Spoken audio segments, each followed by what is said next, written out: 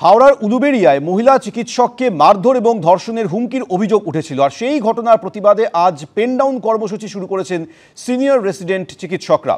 সকাল 9টা থেকে দুপুর 2টো পর্যন্ত পেন ডাউন কর্মসূচি হবে। হাসপাতালের বহির্বিভাগ এবং অন্তর্বিভাগে চলবে এই কর্মসূচি। কয়েকদিন আগে এই ঘটনাকে কেন্দ্র করে উত্তাল হয়েছিল পরিস্থিতি। সরাসরি কথা বলবো, আমাদের প্রতিনিধি ঝিলম করঞ্জাই এই মুহূর্তে রয়েছেন। ঝিলম, প্রথমত জানতে চাইবো, পেন ডাউন কর্মসূচি শুরু হয়েছে, সেক্ষেত্রে হাসপাতালের পরিষেবা কি স্বাভাবিক রয়েছে? আর দ্বিতীয়ত, এই ঘটনার পর হাসপাতাল কর্তৃপক্ষ বলেছিলেন যে তারা নিরাপত্তারক্ষী বাড়াচ্ছেন, ইতিমধ্যে বেশ কিছু নিরাপত্তারক্ষী অ্যাপয়েন্টও করা হয়েছে। আজকের এই কর্মসূচির মধ্য দিয়ে কি বার্তা দিতে চাইছেন চিকিৎসকরা?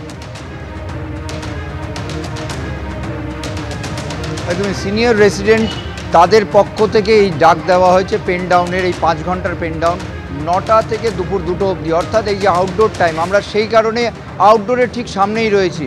শরৎচন্দ্র চট্টোপাধ্যায় মেডিকেল কলেজের যে আউটডোরের সামনে আমরা দেখতে পাচ্ছি এখানে টিকিট কাউন্টারে ইতিমধ্যে টিকিট কাটার যে কাজ প্রক্রিয়া অনেক রোগীর পরিজন তারা সম্পূর্ণ করেছেন এবং তারপরে তারা এই যে আউটডোরের ভেতরে অবশ্যই গিয়েছেন।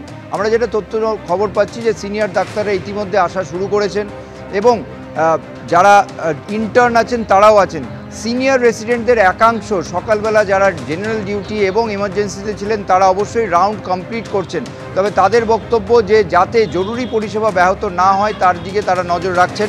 অন্যদিকে হাসপাতালের তরফ থেকে যেটা বলা হচ্ছে যে তারা আবেদন করেছিলেন যাতে সিনিয়র রেসিডেন্টরা এই পেন ডাউন কর্মসূচি না করেন। পেন ডাউন কর্মসূচি এক প্রকার তাদের কর্মবিরতি, যদিও সেটা না প্রকাশ্যে তারা বলছেন না, তারা বলছেন পেন ডাউন। এবং এই পেন ডাউন কর্মসূচির অংশ হিসেবে আর কিছুক্ষণ পরে তার প্রিন্সিপাল অফিসের সামনে বিক্ষোভ দেখাতে আসবেন।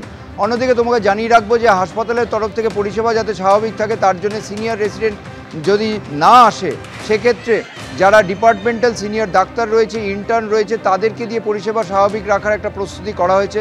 এবং একই সঙ্গে তোমাকে এটাও জানিয়ে রাখবো, এই যে ঘটনার প্রতিবাদে এই পেন ডাউন কর্মসূচি হচ্ছে তাতে যে 3 জন গ্রেপ্তার হয়েছে সেই 3 জনকে আজকে কোর্টে প্রোডাকশন করা হবে। 3 জন গ্রেপ্তার হয়েছিল। আমরা জানি এখানে কর্তব্যরত অবস্থায় মহিলা সিনিয়র রেসিডেন্টকে নিগ্রহ করা, ধর্ষণের হুমকি দেওয়া, এই সমস্ত অভিযোগে সেই 3 জনের পুলিশ কাস্টাডি আজকে শেষ হচ্ছে এবং তাদেরকে কোর্টে প্রোডাকশন করা হবে। পরবর্তীকালে কি দাঁড়ায় সেই পরিস্থিতি এখন সেটাই দেখার। ঝিলম, ধন্যবাদ। গত বুধবার এসএসকেএম হাসপাতালের ওপিডিতে ডাক্তার দেখাতে এসেছিল নাবালিকা। ট্রমা কেয়ারে শৌচাগারে তাকে যৌন নিগ্রহ করা হয় বলে অভিযোগ।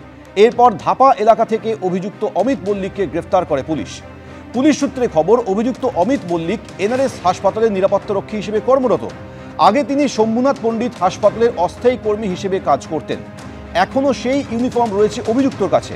অভিযোগ, সেই ইউনিফর্ম পরেই এসএসকেএমে ঢুকেছিল অমিত মল্লিক।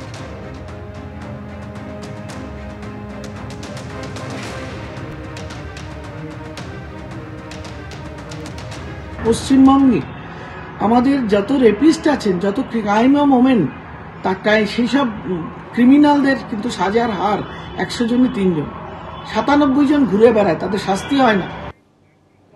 প্রশ্নটা উঠেছিল কিন্তু আরজি করে ঘটনার পর থেকে। আর এসএসকেএম হাসপাতালে যেভাবে 15 বছরের নাবালিকাকে যৌন নিগ্রহের ঘটনা ঘটল, অনেকেই বলছেন এই ঘটনায় চোখে আঙুল দিয়ে দেখিয়ে দিচ্ছে সরকারি হাসপাতালে নিরাপত্তা ব্যবস্থা ঠিক কী অবস্থায় রয়েছে।